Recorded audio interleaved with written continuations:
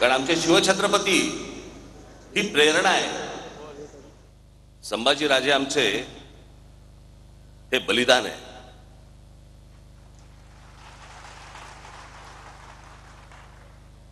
आणि मग मला मी पाहिलं नव्हतं त्याचं ते ट्रेलर बिलर. मला आमच्या अमेय खोपकरने मला सांगितलं की त्यांना तुम्हाला येऊन भेटायचंय. म्हटलं काय आहे विषय. नाही म्हटलं त्याच्यामध्ये संभाजी महाराज. हा लाईट जरा कमी होईल का रे, माझ्या डोक्यात डोळ्यासमोरचा काय आहे का काही त्याच्यात. हा त्या बोटं बिटं घाला कुठेतरी बटनात. हा अरे केला का, मला लागतो ना, मला कळ. बंद केलं तरी चालतो. हा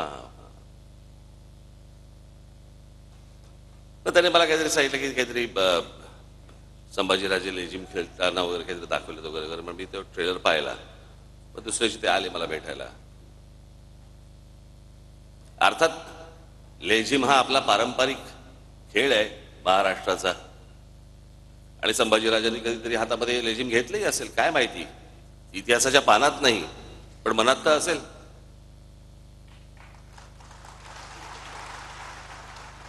पण मी त्यांना म्हटलं त्यात एका त्या गाण्यावरनं म्हटलं चित्रपट पुढे सरकतोय का की नुसतं गाणं आहे सेलिब्रेशनचं. तर बोला नाही सेलिब्रेशनचं. म्हटलं मग कशाला चित्रपट कशाला स्टेकला लावताय. आपल्याकडे काय हल्ली सगळ्यांनाच इतिहास समजायला लागलाय. सगळेच इतिहास तज्ज्ञ झालेले आहेत. सगळ्यांच्याच एकदम भावना उफाळून येतात सगळ्या बाबतीत. पण म्हटलं काय आहे, म्हटलं चित्रपट पाहायला लोक जेव्हा जाणार त्यावेळेला औरंगजेबाने केलेले जे अत्याचार आहेत ते डोक्यात ठेवून म्हटलं ज्यावेळेला लोक जातील आणि म्हटलं ट्रेलरमध्ये काहीतरी लेझिम बिझिम नाचतात बिस्तार म्हटलं काढून टाका. म्हटलं ते म्हटलं उद्या असं आपण पकडूया. म्हटलं नंतर मी कोणाशी तरी नंतर बोलत होतो. म्हटलं रिचर्ड ॲटनबरोबर ज्याला महात्मा गांधी पिक्चर केला, आपल्या डोळ्यासमोर महात्मा गांधीचे काही काही आंदोलन येतात. पण चित्रपट पाहायला गेलो असताना आपल्याला असं एका सीन मध्ये दिसलं की महात्मा गांधी दांडिया खेळतात. कसं वाटलं असतं आपल्याला.